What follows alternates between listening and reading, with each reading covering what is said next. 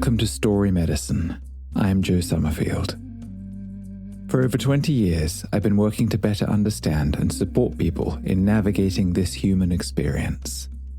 And I've come to believe that stories are encoded with the collective wisdom of all who have come before us, that they bring us into connection with the collective unconscious and contain treasure waiting to be decoded. This podcast explores traditional tales through that lens.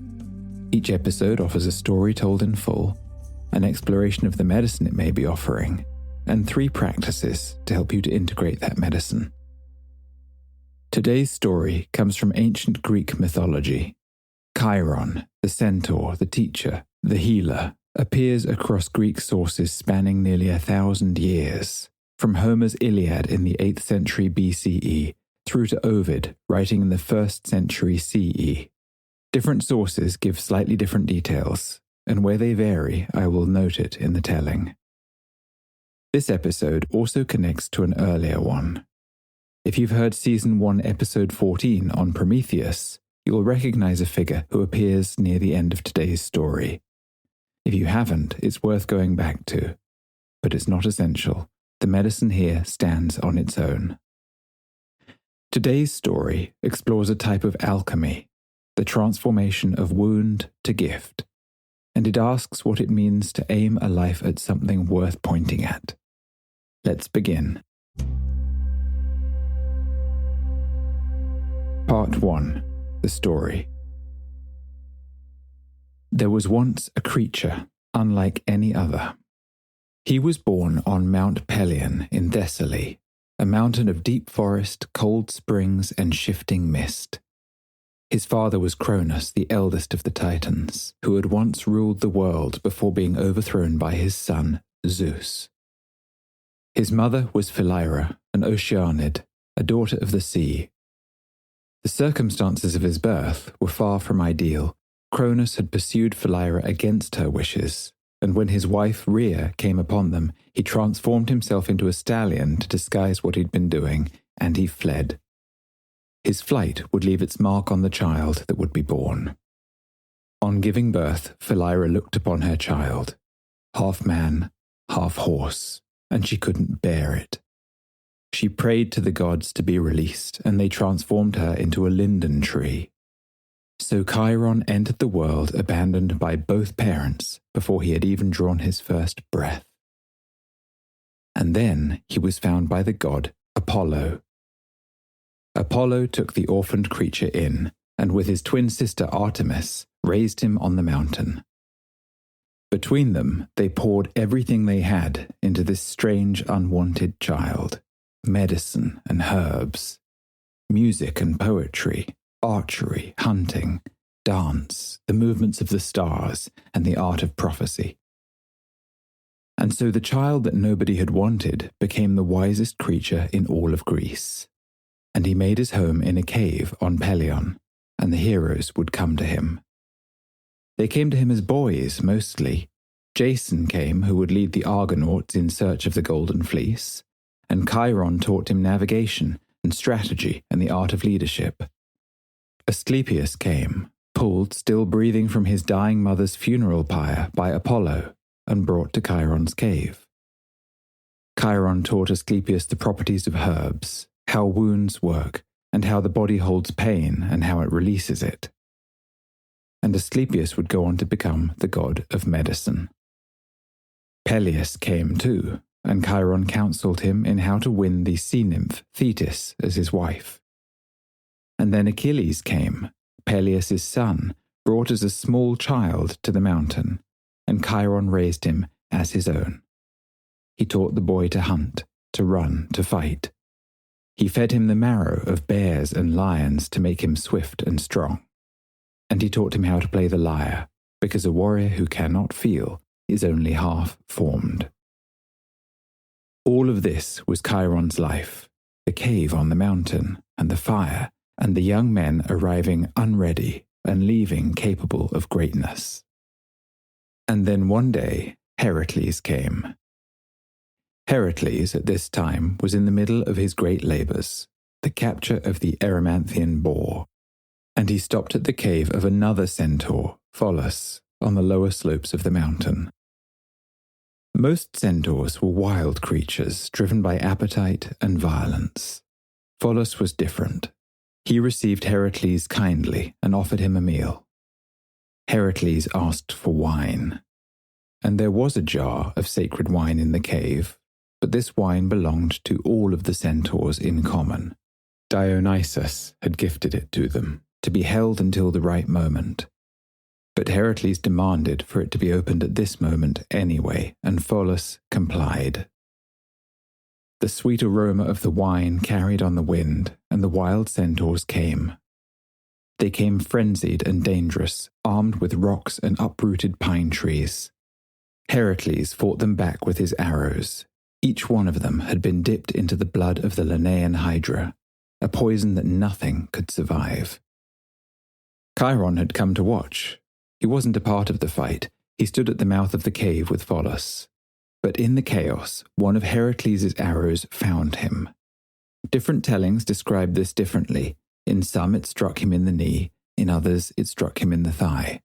Or in Ovid's telling, the poison arrow slipped from the quiver as Chiron was examining the weapons and caught him in the foot. While the sources differ on the specifics of the wound, they all agree on what followed. Chiron pulled the arrow free. He applied his herbs. He used every remedy that he'd developed across his lifetime of learning and healing, but nothing worked. The Hydra's poison could not be drawn out, and the wound could not close. And because Chiron was the son of a Titan, he couldn't die. So he was unable to escape the pain even through death, and he found himself in an agony that had no end. He would be eternally trapped between a wound that would not heal and an immortality that would not release him. So Chiron retreated into his cave, and there he stayed for 9 days, with the young Achilles at his side, weeping. The greatest healers of Olympus came to him. Apollo came, and Asclepius, the student that he had trained from boyhood, now the god of medicine. They sat with him in the cave, but there was no help to be offered. Heracles, unable to bear the weight of what his arrow had done, had pleaded with Zeus for Chiron's release, but there was no remedy that Zeus could offer. It would be Chiron alone that could find a way forward. When Chiron emerged from his cave, he went to Zeus and offered a bargain. The bargain would involve Prometheus, the Titan who had defied the gods to bring fire to humanity, and who had suffered an eternity of punishment for it.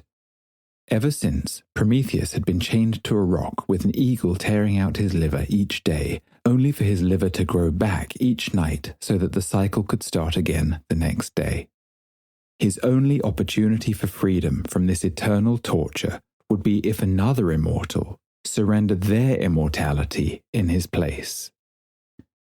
And this is the decision that Chiron had come to.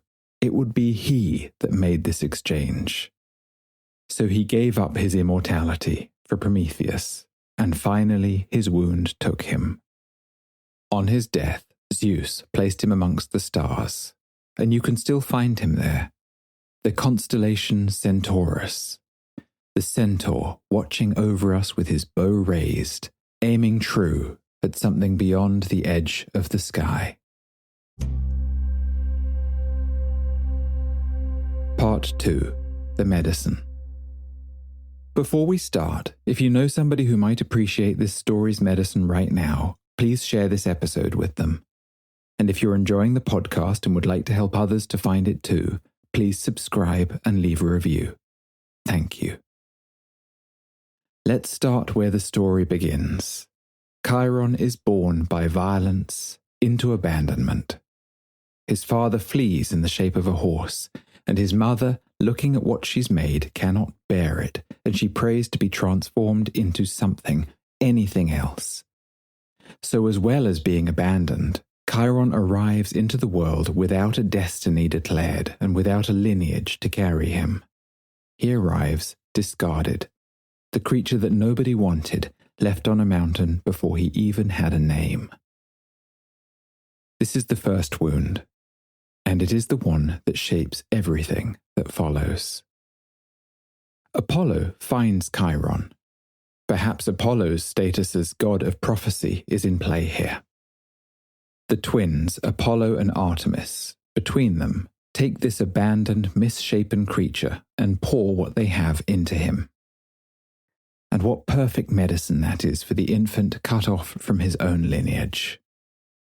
Apollo is the god of medicine, and also the god of music, of poetry, and of prophecy. He carries the lyre and the bow simultaneously. He holds the arrow that wounds and the art that heals in the same hands. And what Apollo understands and what he embodies is that music and poetry aren't simply decoration. They are the forms through which human beings communicate what ordinary language cannot reach. The depths of experience, the things that have been lived rather than thought, the aspects of experience that resist explanation but can be carried in a melody or in a line of verse. Apollo is the god who descends into the depths of experience and returns with something transmissible. And that is exactly what he teaches Chiron. And Artemis brings different medicine. She is the goddess of wild nature, of the hunt, of instinct and the untamed. Where Apollo brings form and expression and civilization, Artemis brings archery and dance and the wisdom of the wild and of creatures and of plants and of the seasons and of the forest at night. And so the medicine of Artemis brings us in touch with our instincts, into connection with the physical world, into connection with our body and our movement and our nature and the senses. And so Apollo without Artemis produces brilliance without depth, art and expression and insight that's lost its root in lived, felt, instinctive experience. And the reverse is equally true. Artemis without Apollo, instinct without form, wildness without the capacity to transmit what has been experienced, remains inarticulate. The depth is there, but it cannot be shared. It cannot become medicine for anyone else. Chiron needs both. The wisdom he passes to heroes has to be felt as well as taught. And that is what makes it wisdom rather than simply knowledge. Chiron is raised balanced between these two poles, between the wild and the refined, between instinct and art, and between the wound and its transformation into form. And perhaps there is the invitation of a question for each of us here. Where am I in the balance of these two poles? Which aspects could I nurture? For Chiron, what emerges from that formation becomes his purpose and destiny. When Chiron receives the young would-be heroes on the mountain, what he transmits goes beyond knowledge. It is deep wisdom. Anybody could have taught Achilles archery, but Chiron recognizes that Achilles needs something else. He teaches the boy to play the lyre because he knows that it's an essential part of what it means to become a complete human being. Because a warrior who has never learned to feel is only half present in the world. That kind of insight or wisdom comes from a depth of experience, from having metabolized and integrated his wound. The abandoned creature, received and formed by Apollo and Artemis, becomes the one who receives and forms others. The transmission runs through the body of what was lived. There is medicine in this for anybody who carries shame about some aspect of their origins or some part of their formative experience. Chiron became all that he did through his origins, not in spite of them. The raw material was the abandonment, the illegitimacy, and the violence, a nature that nobody would have chosen. What Apollo and Artemis did was to meet those wounds in such a way that they would become the substance of Chiron's gift. And I think this is a good orientation to our wounds or difficulties. They aren't obstacles that come in the way. In some sense, they are the way. People often refer to Chiron as a classic example of the wounded healer archetype. And there is important medicine in this regard, but I think it's worth exploring this subject carefully to properly understand what the story is offering us and what it isn't. Chiron's story does not indicate that being wounded qualifies somebody as a healer, or that a wounded person cannot be a healer. It is not unusual for somebody who has been wounded to be drawn to situations or positions where they can help others. Whether this is more literally as a therapist or a facilitator of some kind, or more broadly as a trusted confidant or a teacher or a parent or a friend. Sometimes the experience of wounding can be a powerful gift, as in the case of Chiron, and sometimes it can be a hindrance. What makes the difference is how the wounded come to facilitate healing for others. That accounts for whether they're truly able to perform that function, or whether their actions are simply an extension of their wound. In the latter case, the wounded healer might be using the helping role to manage something unresolved within themselves. Perhaps they're drawn towards others' pain because it's familiar, or because it offers a sense of purpose that their own pain has not been able to provide, or because helping is a way of working around the wound without having to be with it in themselves. From that position, it's very difficult for an individual to attend to somebody clearly and in the present. Chiron's journey illustrates how the experience of wounding can be a powerful gift perfectly. Thanks to Apollo and Artemis, Chiron's first wound was metabolized. He was received and he was given the conditions in which the wound could be properly processed and integrated. Apollo and Artemis specifically had the gifts that Chiron would need for this. So Chiron's power comes from that process of formation, not from the presence of the wound. In this case, the experience and process may give the healer a valuable depth of insight. I see relevance here in Apollo's status as god of poetry and music. In my interpretation, one of the properties of an artist is the interest in going into extraordinary depth with an experience, whether it's the form of an apple or the experience of grief, to report back to others what they found. And in this way, artists and musicians and poets can sometimes tell us so much more about our own experience than we can describe, but we feel it. That's why we're drawn to art. The same is true of the wounded healer, guided by Apollo and Artemis. So for us, who at various times will find ourselves in a position as a healer, as parents or as teachers or as a friend being called upon, or perhaps more directly as a therapist or a facilitator, the question is to what extent we have metabolized our own wounds. Whether there has been a journey with Apollo and Artemis, whether what we are offering comes from that formation, or whether it's being driven by something else. For example, the need to feel needed, or to feel in control, or to avoid parts of ourselves. If it's being driven by something such as this, it may reflect in the quality of presence that we can offer, or in the extent to which there's room for what the other is bringing. There are times when we have held others well from a grounded place, and times that we have not. The story invites us to notice the importance of this distinction, and to be honest with ourselves about which place we're operating from in any particular circumstance. And then we come to the arrow. Heracles is by some accounts a former student, and he's certainly a friend. There's no malice here from him, and no error on Chiron's part. The arrow arrives through chaos and accident. In a twist of fate, it simply finds Chiron. I believe that this particular quality of wound is important to the medicine that the story is offering us. When there is someone to blame, there's a story that we can tell about what happened and why, and there's somewhere to direct the energy of our feeling. But when the wound arrives from nowhere, from a friend or through pure chance, where does that energy go?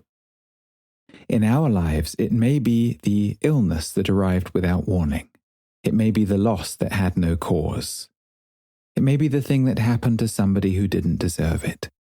The question that naturally follows, not always consciously, is whether the world can still be trusted, whether effort still makes sense. And what can rush into that space is a kind of cosmic blame, a loss of faith or nihilism. If an arrow can find you like this, through no fault and through no malice, why aim at anything? Why commit to anything? The wound can become, if we let it, a wound against meaning itself. And Chiron's response to this is rich medicine for all of us. The purposeless wound will be met with a purposeful response. Yet again, we see from Chiron the use of a wound as a substrate for alchemy. Chiron does try everything, every herb, remedy, and technique that he's learnt and passed to hundreds of others across a lifetime of teaching, but nothing can heal this wound. Sometimes this is interpreted as a case of the healer who couldn't heal himself. And personally, I don't feel that this interpretation stands, because there is no cure. It's not the case that Chiron carries a blind spot, and he might otherwise have been able to save somebody else from the same wound. The Hydra's poison is not treatable by any means. The healer faces the thing that simply cannot be healed. And so Chiron spends 9 days in the cave, with Achilles weeping at his side. In Greek mythology, the cave appears again and again as a threshold. Neither fully in the world nor outside it, the cave is an interior place where clarity is found. I think, very simply, that this speaks to us of the value of going within, in order to intuit a path forward when we face the impossible. Chiron stays in the cave with the impossible, and when he emerges, he's identified how he can transform this untreatable wound into healing. There is a strong parallel between Chiron and Prometheus. The latter is sentenced to suffering for an eternity as a consequence of giving humanity fire. Beyond offering warmth and light, fire has the capacity for craft, for culture, for thought, for tools, and so for civilization. So Prometheus gave humans the means to evolve. Chiron spent his entire life doing a version of the same thing, giving his students the means to evolve. And so there is a recognition between them, perhaps. One being who put himself in service of others, reaching toward another who did the same. So Chiron recognizes that while he cannot heal his own wound, he can transmute its healing to healing for Prometheus. And this is surely the fullest expression of his calling. So the arc of Chiron's life holds 2 distinct wounds and 2 distinct movements. The first wound, abandonment, meets the right conditions and becomes the substrate of an extraordinary gift. And the second wound, the arrow, the incurable thing, can meet no such conditions. It can't be metabolized into capacity. But even then, the same essential nature expresses itself one final time. He transforms even the incurable wound into a gift. And the story ends with Chiron in the stars, the centaur with the bow raised. I think he's placed there to show us something about meaning in life. Chiron's life has a coherence that runs from the first wound through to his final act. The abandoned creature who alchemized that rough, raw material into wisdom and went on to perform the same alchemy on others in their lives. The healer who faced the unhealable and alchemized that into something meaningful in Prometheus's healing. Each stage of Chiron's life is an expression of the same essential nature, a consistent orientation toward alchemy, giving optimal form to raw material. So perhaps this is what Chiron points to with his arrow in the stars, the idea that if we aim true, if we stay in alignment with our purpose, We can not only withstand the wounds and the vagaries of life, but we can transform them. Even the incurable thing can be given somewhere to go. Chiron is, in the end, immortalized by his dedication to his calling, by the meaning that he gave to his life, by the meaning that he gave to his death. In Achilles, who learned to feel as well as to fight. In Asclepius, who became the god of medicine. And in every hero who came down from that mountain on Pelion, more capable of their meaning than they were when they arrived. And perhaps it is this at which he aims his arrow. And in a way, perhaps he's guiding and teaching all of us still. The transmission continues. And perhaps it always will when the formation is real, and when a life is aimed, however imperfectly, at something worth aiming at. Part 3. Integration. The medicine for us doesn't come from understanding these patterns intellectually. In order for insight to create change in our lives, we need to invite it into our body and into our lived experience. Here are 3 practices to help you to integrate this story's medicine. First practice, the raw material. Think of a wound, a difficulty, or an aspect of your origins that you carry some shame or discomfort about. Something formative, something that shaped you, that perhaps you wish had been different. Take 20 minutes with your journal and write specifically about what it actually did to you, the mark it left, what it required of you, what it forced you to develop. And then write about what capabilities or insight or sensitivities that you carry now that you might not carry if life had been easier in that regard. And as a final step, brainstorm, perhaps in the form of a mind map.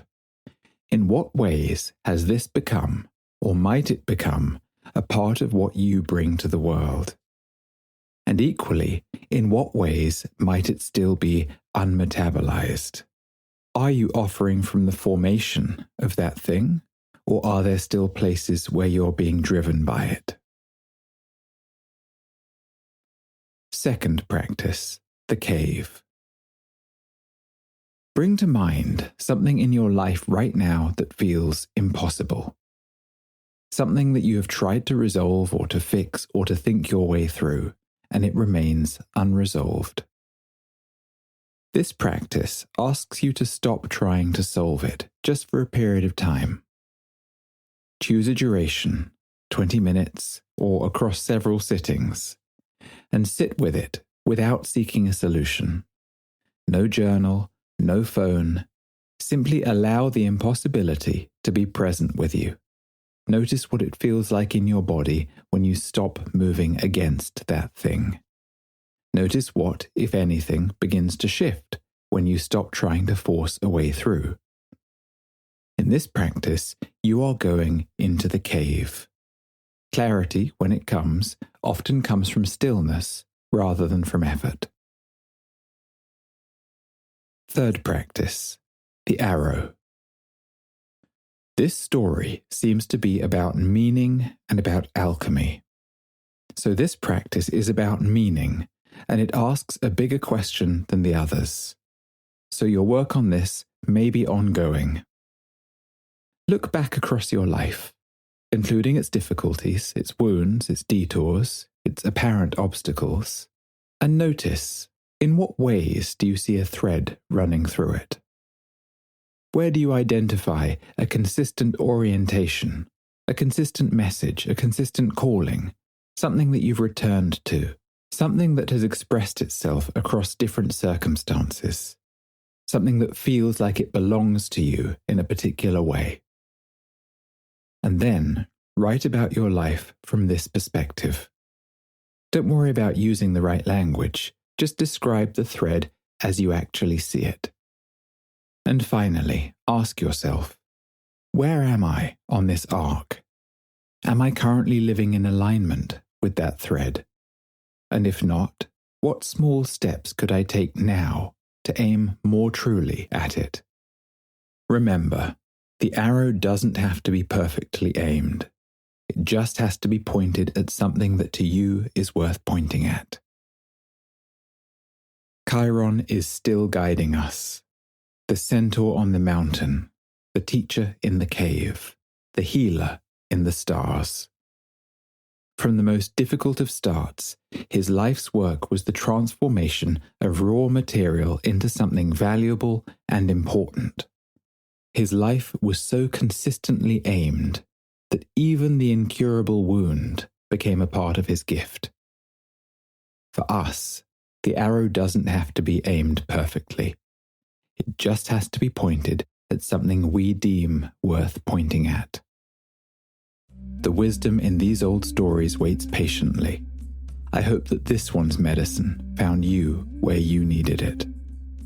Thank you for listening to Story Medicine. I am Joe Summerfield. Until next time.